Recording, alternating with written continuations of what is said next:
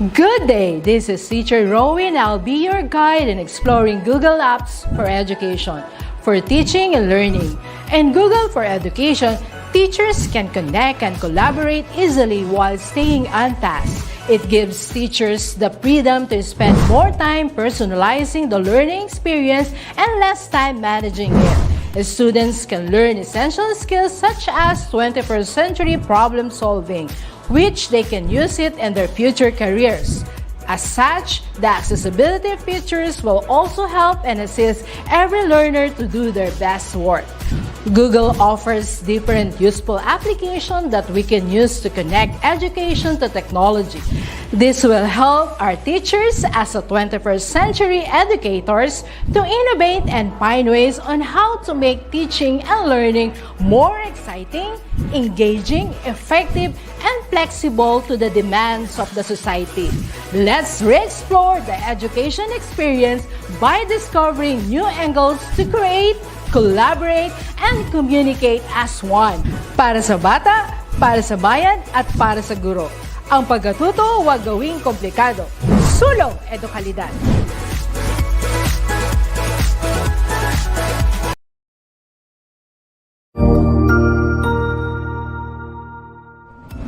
Magandang araw, Sir Wilbur po, at your service.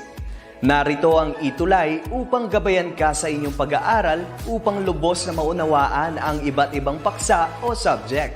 Ang ETUlay ay isang free online tutorial class na pinangungunahan ng ICT's Educational Technology Unit sa pamumuno ni Undersecretary Elaine Del B. Pascua. Ang programang ito ay hindi lamang para sa mga bata, kundi ito rin ay magsisilbing gabay sa mga magulang at mga guro kung paano nila ituturo o gagabayan sa bawat asignatura ang kanilang mga anak o mga estudyante. Sa kasalukuyan, ang self-learning module mula sa rehiyon ng Calabarzon at kilala sa tawag na pivot ang ginagamit sa ating ETUlay online class. Kaya ano pang hinihintay ninyo? Ihanda na ang inyong mga ballpen o lapis, papel o kwaderno at samahan kaming itulay ang pagkatuto para sa bawat batang Pilipino. Sama-sama tayong magtutulungan para malampasan ang mga hamon sa panahong ito. Halina't matuto kasama ang inyong online tutor sa oras na ito.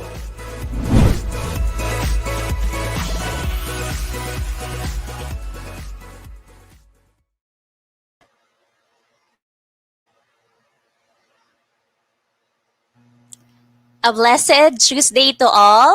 Welcome to our Health Optimizing Physical Education for ETUlay online tutorial.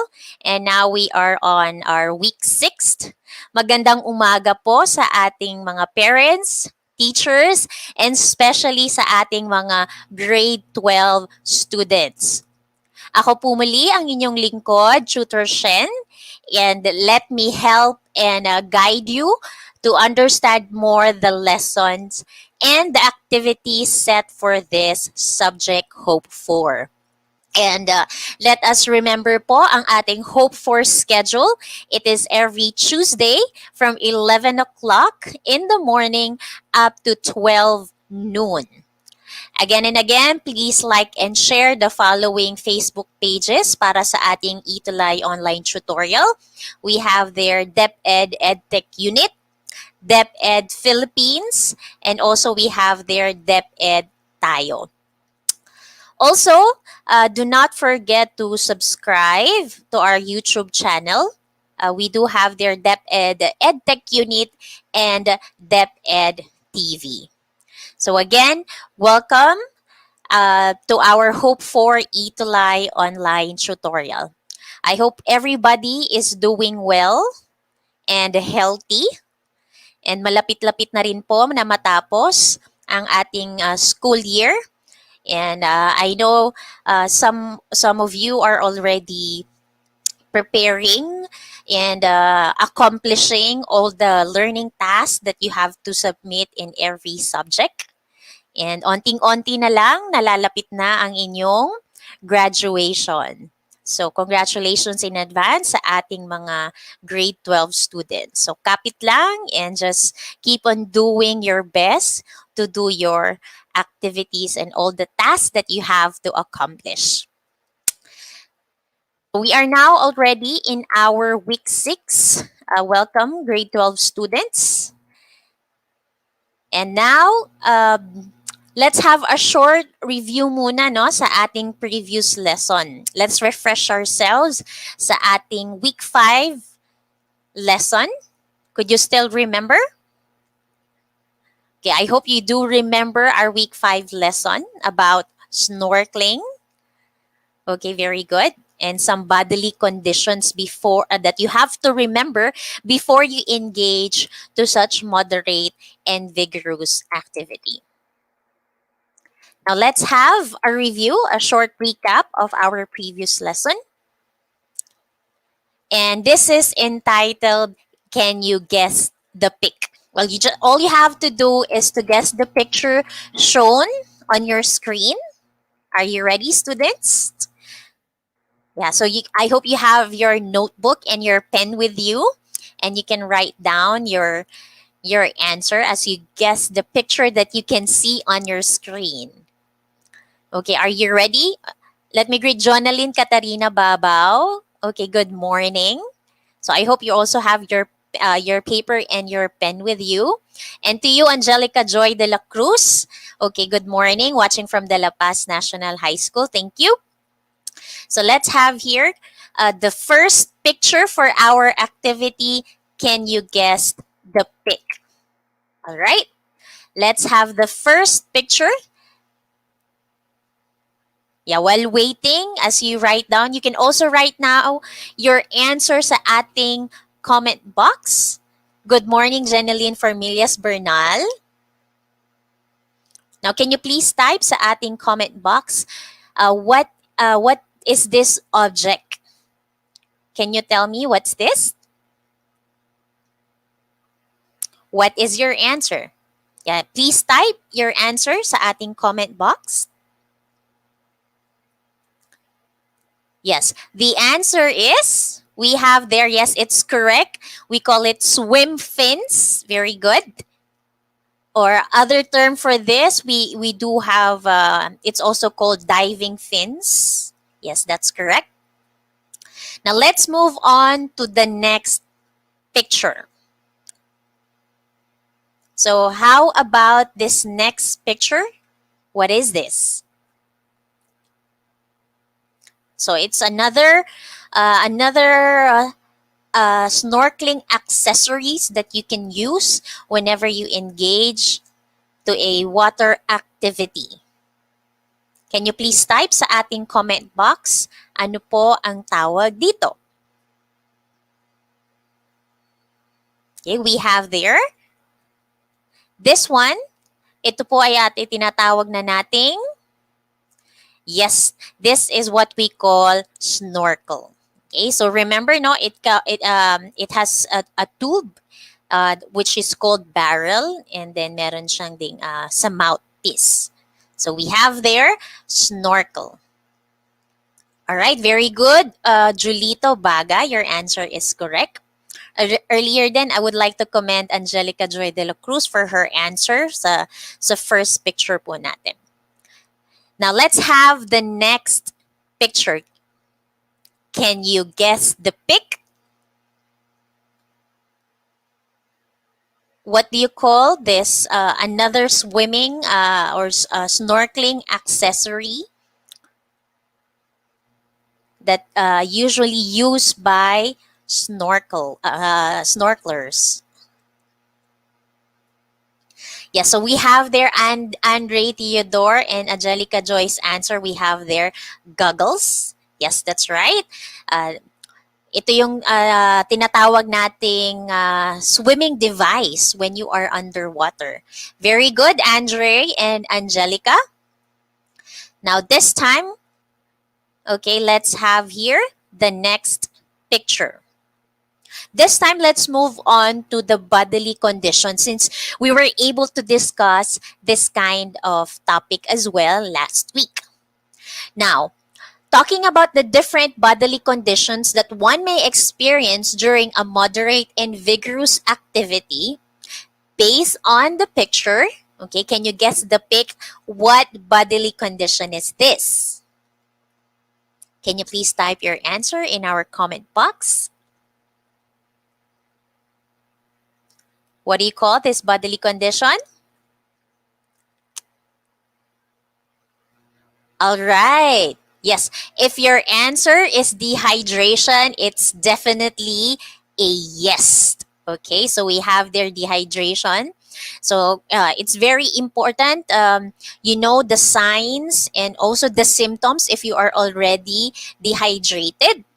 And in case someone is dehydrated already, okay, usually you just have to increase your water intake. Now let's move on to the next. Okay, let's have the next picture. Now by looking at it, what bodily condition is this? Can you guess the pic? All right, very good answer, Angelica Joy de la Cruz. It's what we call hypothermia. Okay, so there is an abnormally low body temperature if one is experiencing hypothermia. Now let's move on to the next picture. Can you guess the pic? So please type in your answer. Okay, while waiting for your answer, as you write your answer sa ating comment box, let me greet Cheesney Jane Kaalaman, watching from Bolinao Integrated School. Good morning and welcome to Hope for ETUlay online tutorial. So this one, can you guess the pic, students? Kindly type in your answer sa ating comment box. What bodily condition is this? And this is what we call. All right, yes. This condition is what we call hyperthermia. So as you can see also in the picture, now there is an alarming rise in one's body temperature. Okay, very good, Angelica Joy de la Cruz. Very good for giving correct answers for this activity. So this is what we call hyperthermia.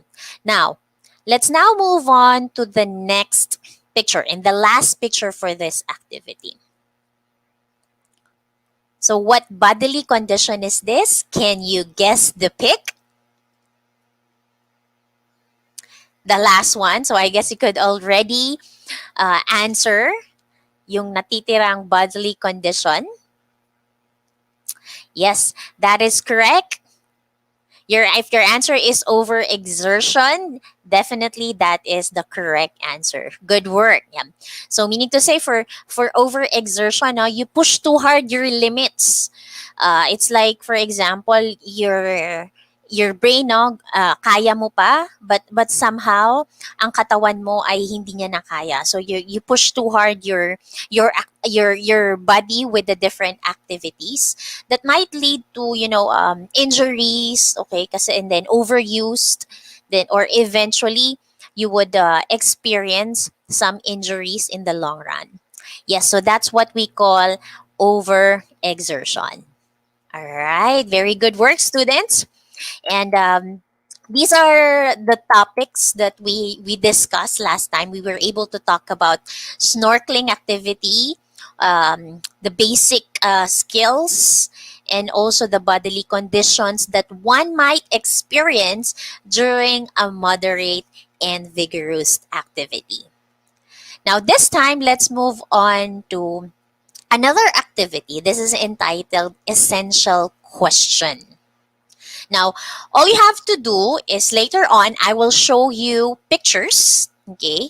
And then as you look at the picture, I want you to create a question based on the pictures that you can see on your screen. Okay? So kahit one question lang po, no? Or whatever questions you have in mind whenever you see these pictures. Sige, I'm giving you a few seconds to write what could be the questions that you can form as you see the pictures on your screen. So while waiting, let me greet Jay Toots. Good morning. Welcome to Hope for ETUlay online tutorial.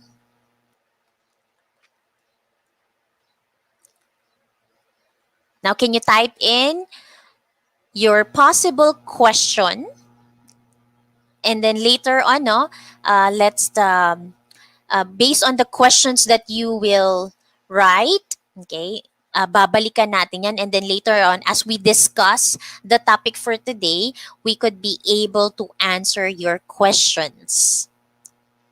Yes, good morning din sa'yo, Ernil Del Rosario Agarpao from Apari South District.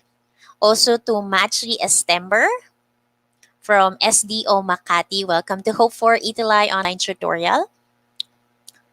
Now, can you tell me what question, possible question na lumalaro sa inyong isipan based on the picture on your screen? You might be wondering what what are these recreational activities? So good morning, Maria Francesca Macaraeg. So her question is, what are the benefits of this kind of recreational activity?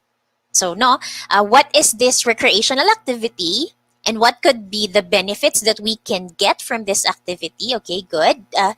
Also, let's have Angelica Joy de la Cruz. What is the difference between those boats? Okay, and what are the activities that we can do? Okay, good work, Angelica. So you can just write your questions your on your notebook, and then later on we could be able to answer your questions. Okay. Yes, Makarae, good morning din sa'yo. Okay? So, I hope later on, you can answer your question. So, anong klaseng recreational activity ito? What could be the difference by the two boats? Okay, that's correct. Now, today, we are going to talk about kayaking and canoeing. So this is another recreational activity, another water recreational activity that we can learn today.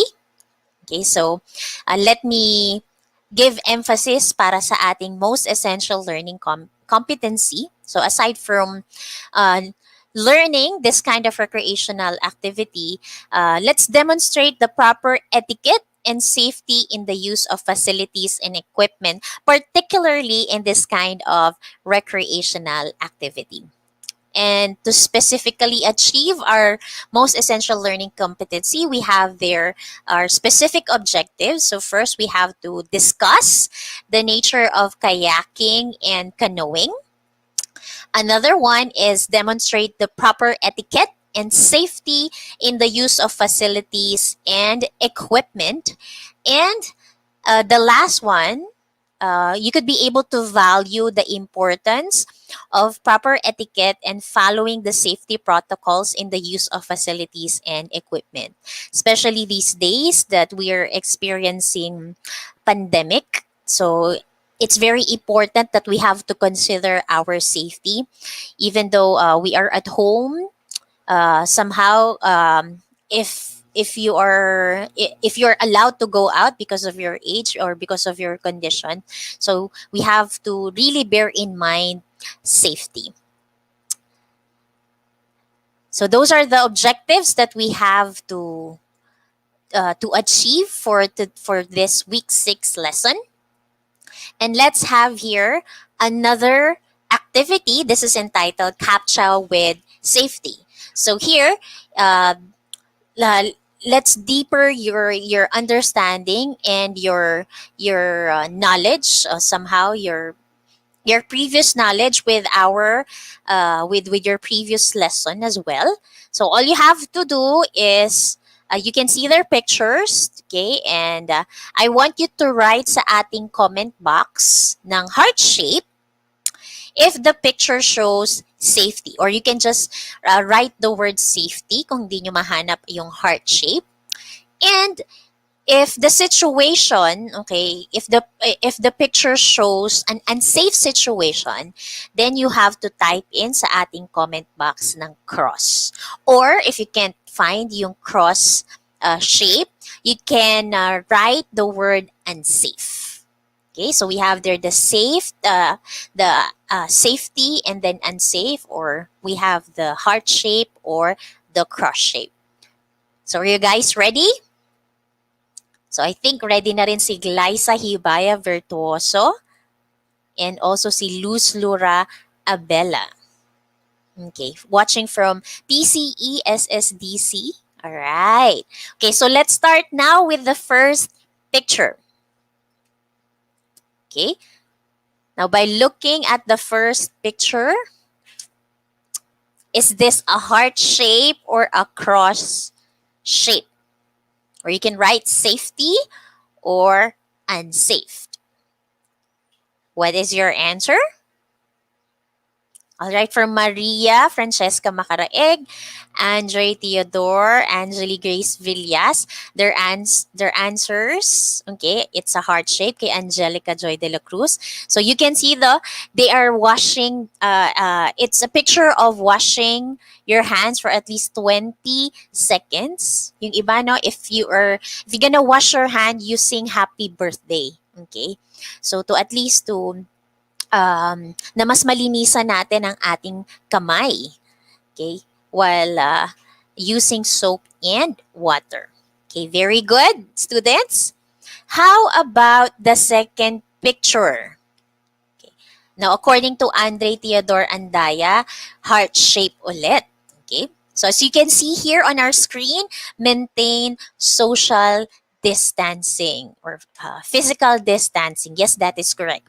Especially these days para mas yung mabilis na pag-spread ng virus. Same thing with Angeli Villas and Angelica Joy de la Cruz. Their answer is a heart shape. Okay? Good work, students. Now let's move on to the third picture. Okay? Now, how about the third picture?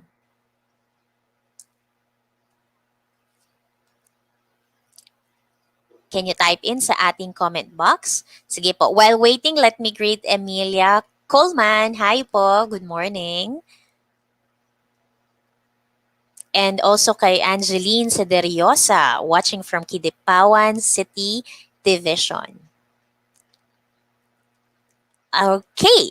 So, according to Andre Theodore Montalban Andaya, okay, so as you can see sa picture, no, the answer is a heart shape. So whenever we go out, okay, it's better that we use face mask. Now remember kasi pag kung di naman ganun ka vigorous ang activity or intense ang isang physical activity, still we can use the face mask. Somehow, kapag vigorous activity na siya, ang mangyayari lang dyan is, it's yung paghinga natin, yung sa breathing, no? Because when we do such vigorous or intense activity, the tendency is there will be an increase in heart rate and breathing rate. Now, let's have the fourth picture. Although si Andre may answer na dito, no? Advanced na si Andre Andaya. Okay. So, by looking at the situation, so if probably, if you're not skilled with this particular activity, no, this could be talking about the situation here. Yes, this is an example. There could be an unsafe. This could be a ground for an unsafe situation. So very good, Andre and Angeli Villas. Yeah, so that is correct. So we have there the cross shape.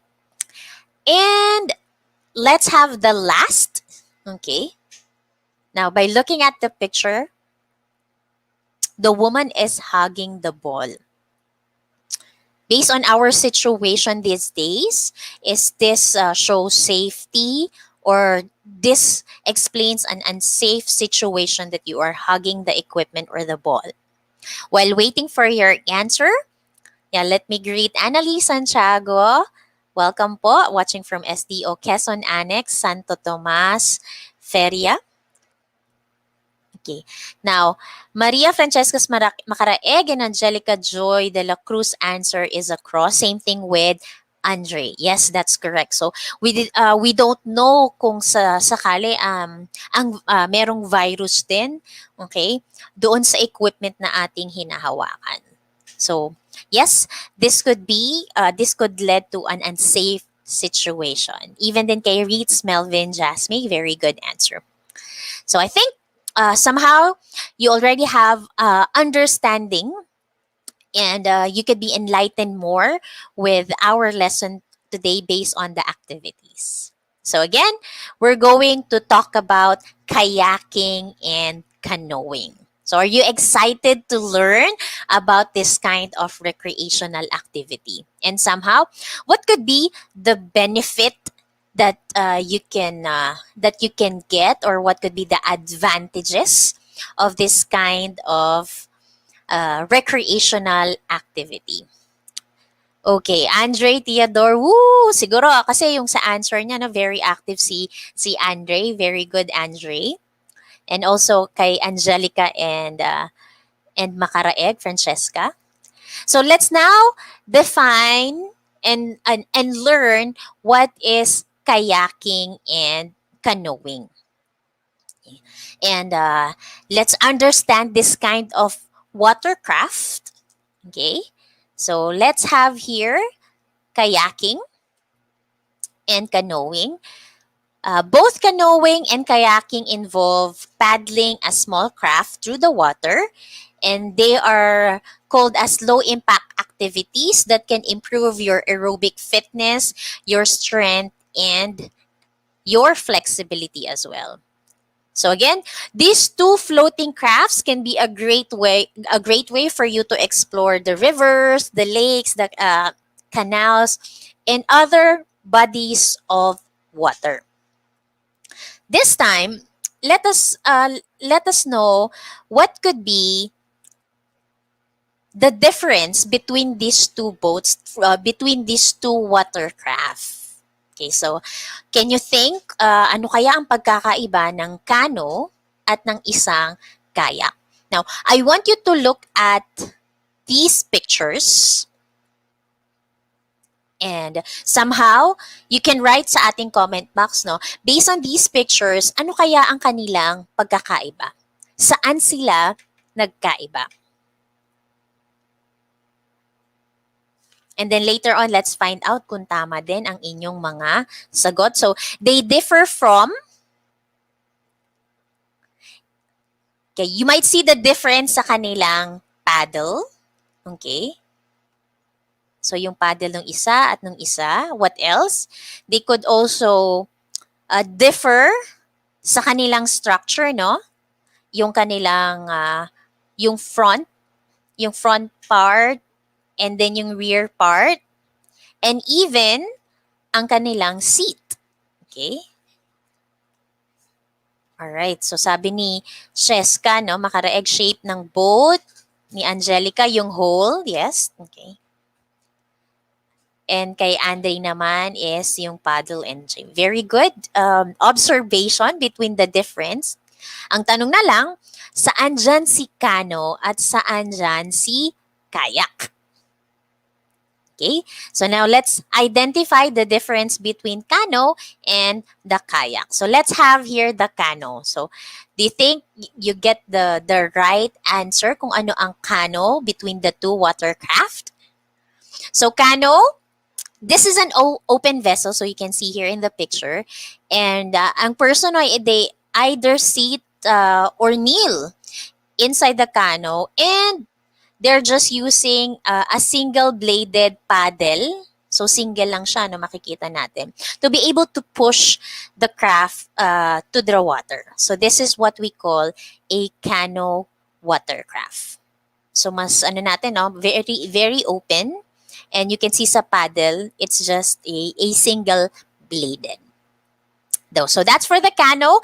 Now, I think you already know what's a kayak as well, but aside from that, kung ang kano, this is an open vessel, no? Ang kano, the word kano, this originated from the carried word canoe.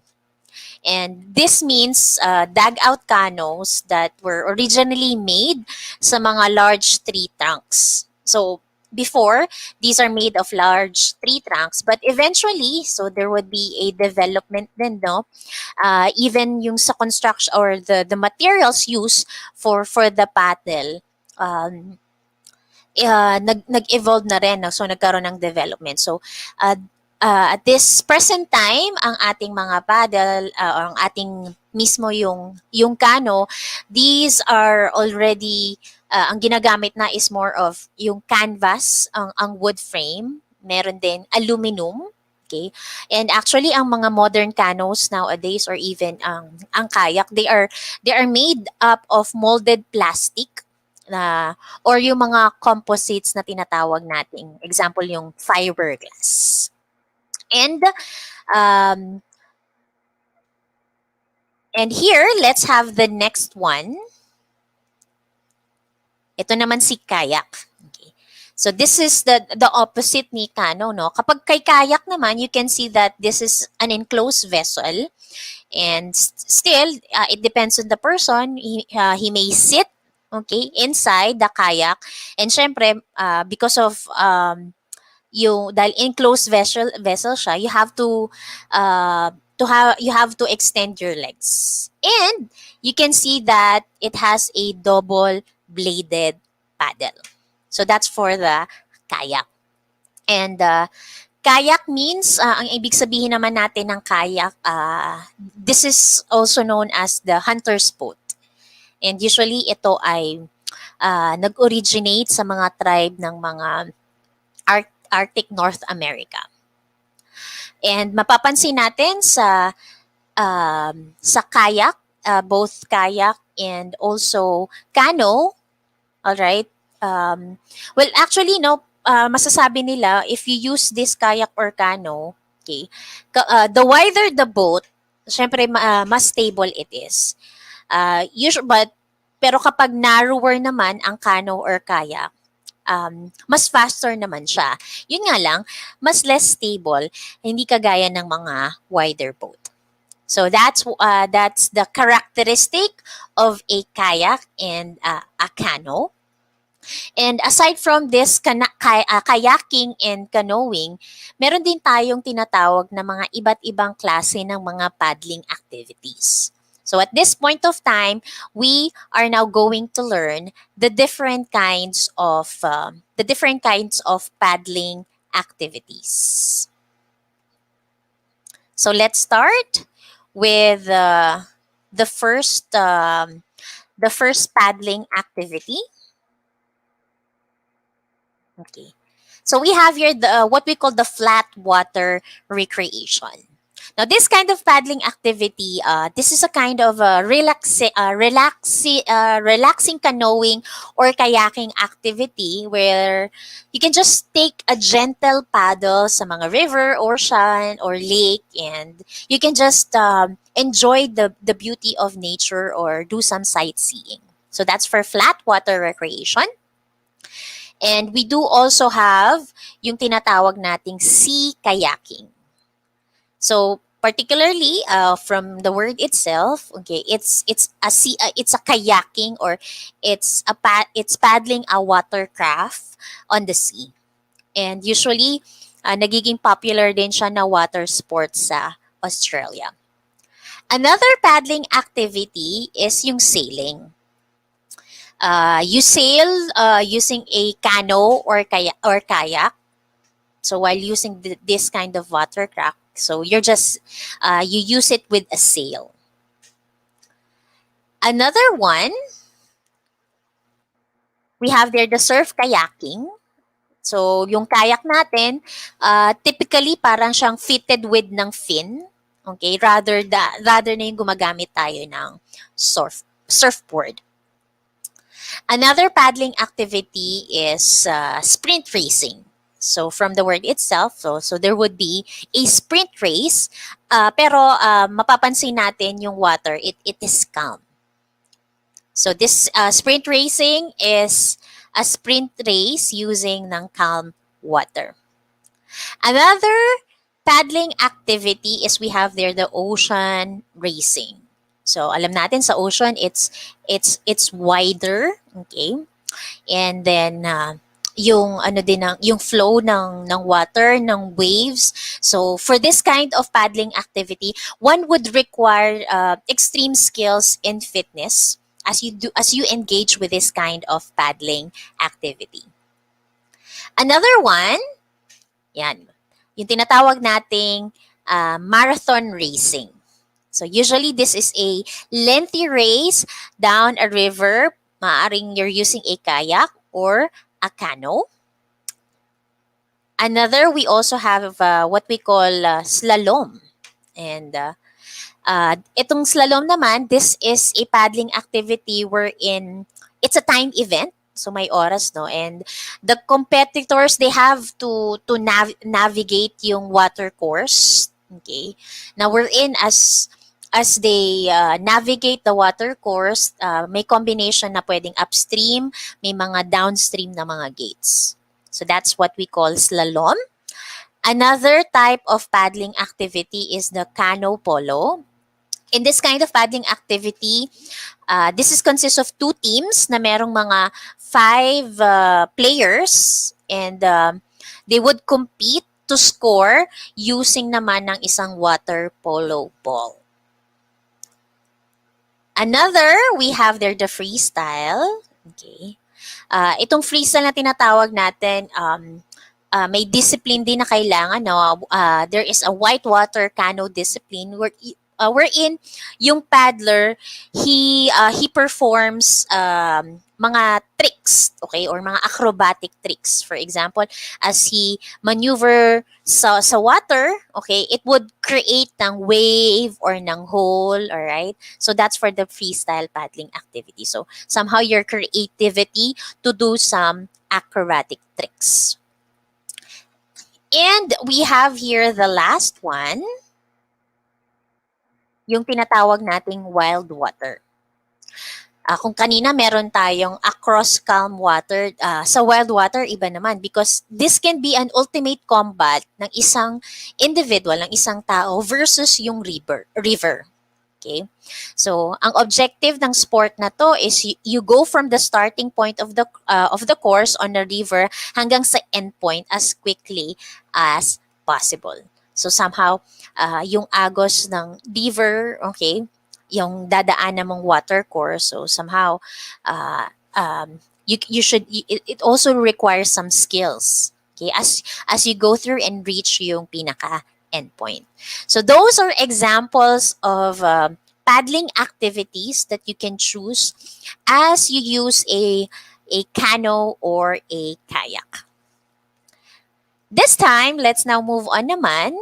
Ano naman kaya ang mga maaari nating makuha? What could be the advantages if we engage or if we participate sa mga canoeing and kayaking activity?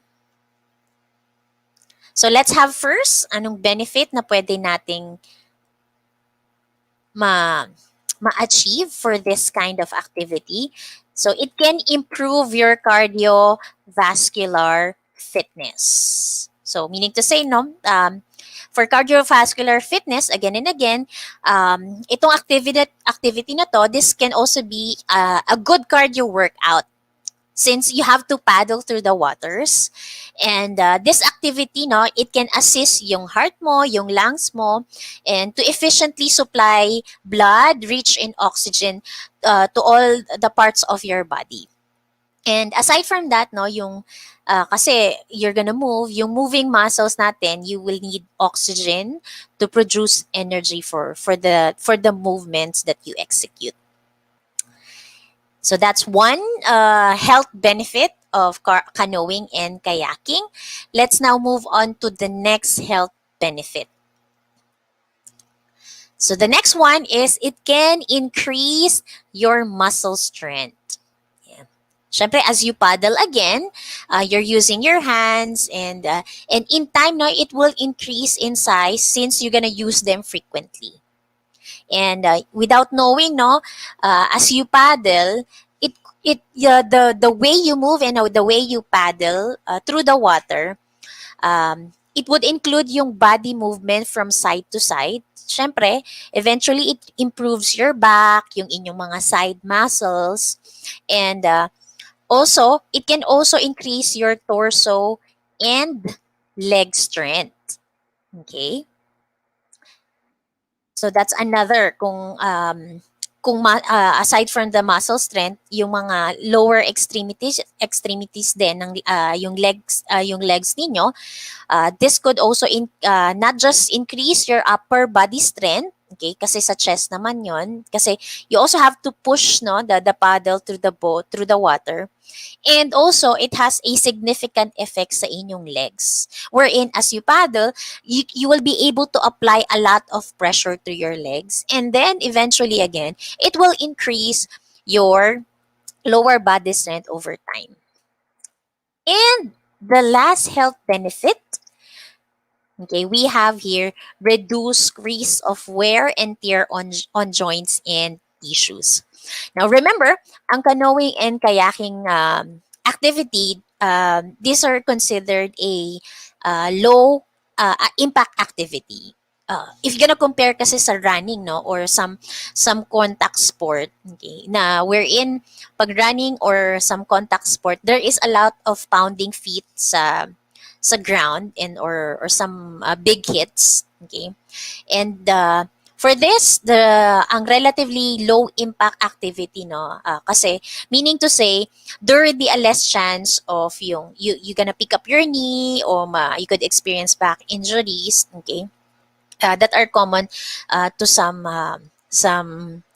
intense or contact sport activities. So those are the different health benefits that you can that you can that you can gain from this kind of canoeing and kayaking activity. This time, let us now learn naman ano kaya yung mga basic kit, okay? Ano yung mga essential things or equipment that you need para sa canoeing and kayaking water activity. So let's have first, syempre for this activity, you'll be needing a watercraft. So it's up to you kung kano ba siya or a kayak. And aside from that, you also need an appropriate paddle. Syempre that would depend kasi sa size ng boat, okay, or ano yung stroking preference mo. So that's also one. Another, meron tayong tinatawag na PFD, o also known as the personal flotation device.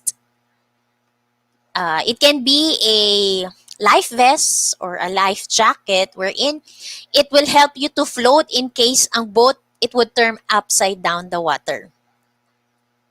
Another one is you'll be needing a helmet. So this is to protect your head, especially when you are paddling in rocky areas. Another basic kit is the wetsuits. Okay, so it can insulate it can insulate the swimmers, the individuals who engage to this kind of activity, and para it would help them retain yung body heat, no, and yung sabi nga natin, ma-prevent tayo sa tinatawag nating hypothermia.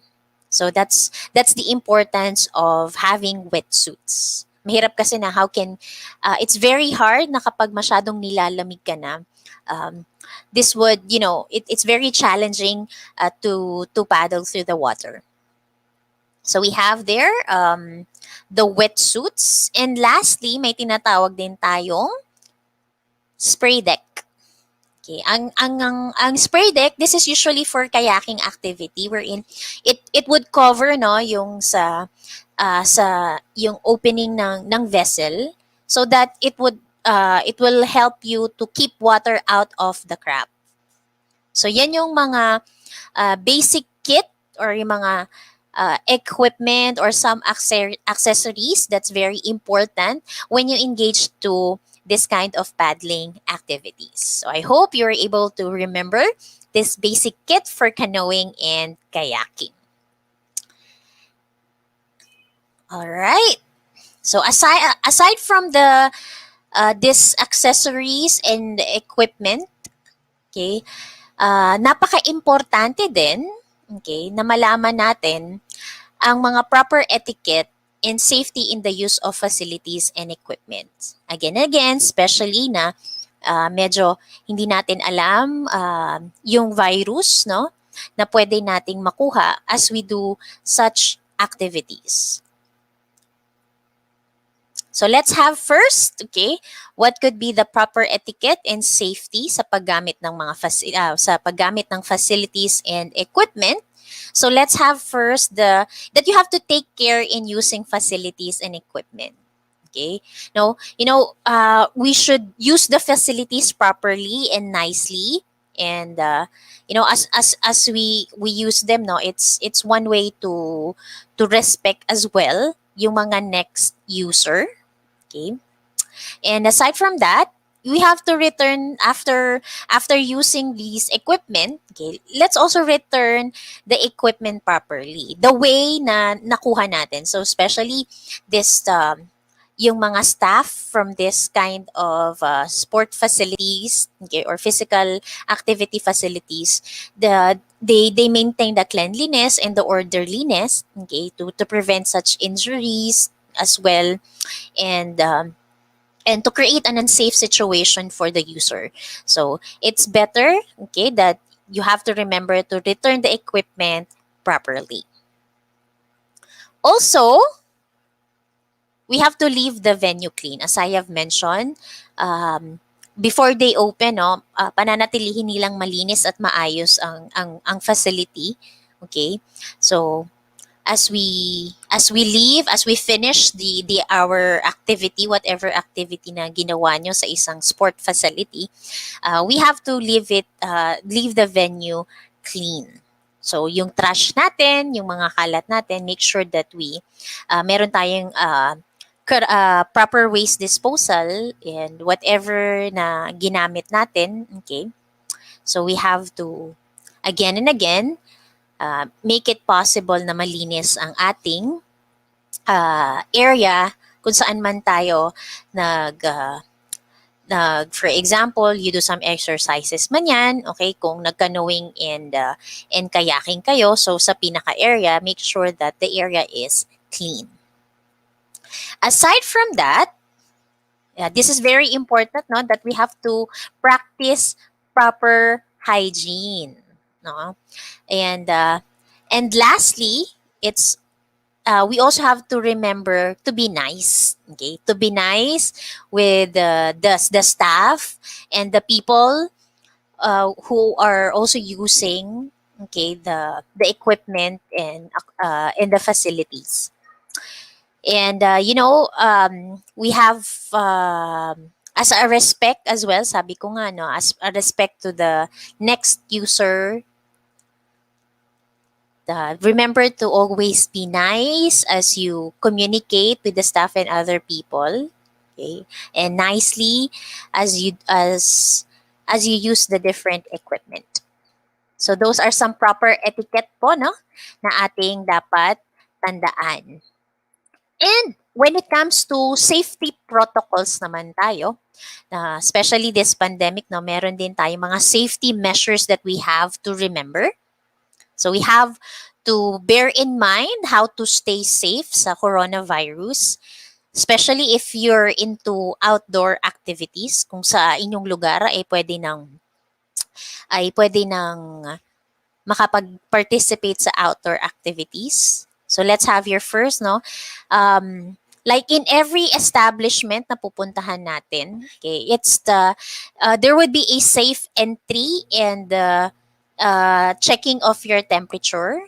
This is a protocol na isinasagawa.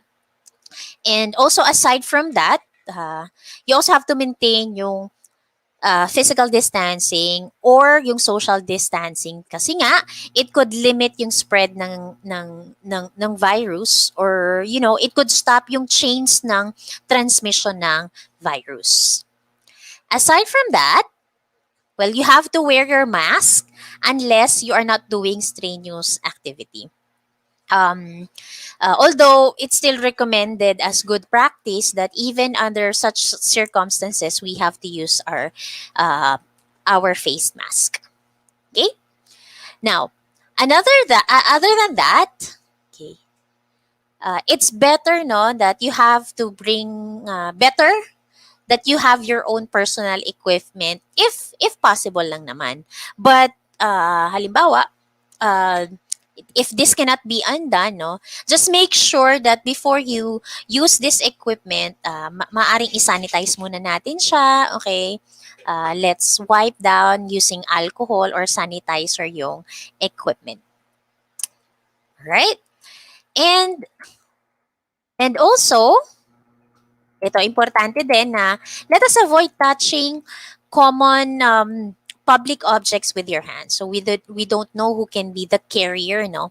So as much as possible, kung hindi naman kailangan, kasi the surfaces, you can be infected by touching the surfaces kung contaminated na ito ng virus. And then pag touch mo na somehow na-touch mo din yung eyes mo, yung nose mo, yung mouth mo without even cleaning or sanitizing your hands. Okay?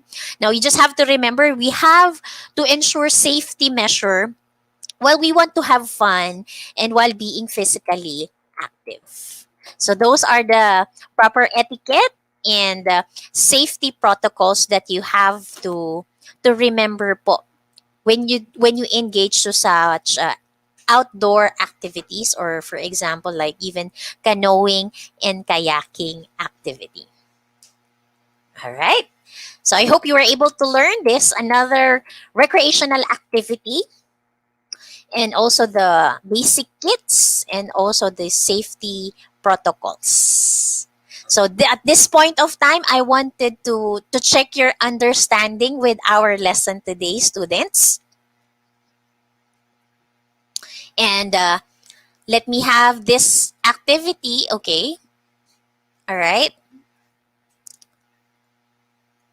Okay, I'm sorry. So may isa pa pala, no? If you're perspiring, okay, make sure that you have to use your towel. So kagaya din ng, kasi if you touch the surface, no, you have to avoid touching yung face mo, particularly mouth, nose, okay, yung eyes, without sanitizing your hands. So again, let me check your understanding sa ating lesson today.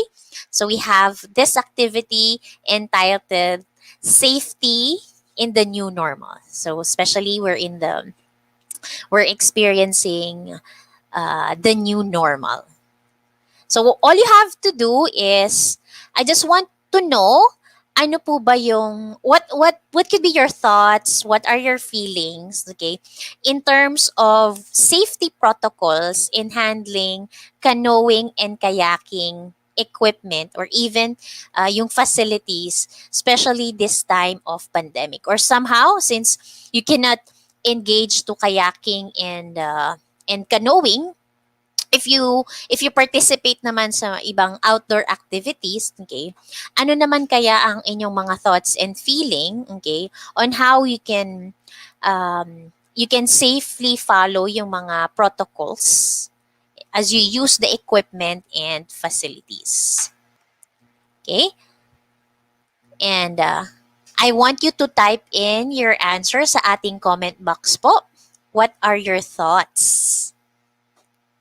Sige, while waiting for your answer po, let me greet, okay, ang ibang mga viewers po. Okay, let's have here Jezebel Montaño from the term at Porac National High School. Okay, good day din sa'yo, Gail Ararakap. Concepcion Ramirez, good day din po. We also have Annalisa Valdez from Maslog, Danau City. Good morning also to you, Trisha May Bolambao. Okay, and also kay Emeline Pinili Rivera, Ritz Melvin Jasme, Jen Cabañas Morada. Okay. Hi din sa'yo, Aaron Nick David, watching from PNHS. So based on our discussion as well earlier, no? Ano po ba ang inyong thoughts and feelings, okay, when you handle, okay, equipment and when you use the facilities? Can you type in sa ating comment box? Ano ba yung importanteng tatandaan natin, especially no, even though we also want to we do want to have fun and enjoy. We want to be physically active kasi we want to improve our health, especially at this time po, no. So what do we have to remember? All right. Okay. Yes, now it's very important na you always have to wash your hands or you sanitize your hands. Okay. Opo, you can bring your own towel. Okay. Or if it's possible, no, you have your own gear. Okay. And also, aside from that, no, possible then na if you're gonna go out, if possible na pwede kayong lumabas po, no, as much as possible you have to keep your group, a small group lang po. And syempre wag nating kakalimutan ang physical distancing. So still, no, pag hindi nyo pa naisip sa inyong answer sheet, sa inyong notes, okay, you can write down yung mga thoughts ninyo, your safety thoughts, okay, about handling or maintaining safety protocols, or and also yung proper etiquette while you engage to some recreational activities. All right. So very important po ang ating mga ang safety lalo na sa panahon ngayon. So so that we will not be infected with the virus. All right. So I hope with our topic today, no, it na-deepen ang inyong knowledge, okay, and your ideas sa ano pang mga outdoor activities and recreational activities that you can participate and engage in, okay. Especially, pero as much as possible na if we can stay at home, better, no, to keep us safe, mas okay yun. So you can just include this sa inyong bucket list na kapag mas maganda na ang sitwasyon, okay, yeah, you could be able to try this kind of watercraft recreational activity. And that ends our lesson for today about kayaking and canoeing and the proper etiquette and safety protocols in handling and using facilities and equipment. So I hope you have another fruitful learning about recreational activity. And also po, no, if you have some comments and suggestions, very welcome po to write your comments and suggestions and email us at edtech@deped.gov.ph. So maraming pong salamat sa inyong partisipasyon. Next week, it's our week 7. Kita-kita po muli ulit tayo. And we are gonna learn another recreational activity na maaari nyong subukan, o hindi nyo man masubukan, at least you can learn what could be the benefits or what could be the basic skills of this kind of activity. So once again, this is your tutor Shen. Okay, I want to leave you this quotation, no po, no? especially these days. Okay, if you want to have fun and be physically active, please do not forget to go safe, whatever activities it is. So move safe, leave safe. If it's possible for you to go out and do such outdoor activities. And syempre, if you're doing this kind of recreational activity, always remember to keep safe sa bahay man, lalo na pag nasa labas. Once again, thank you, and God bless everybody. See you next week.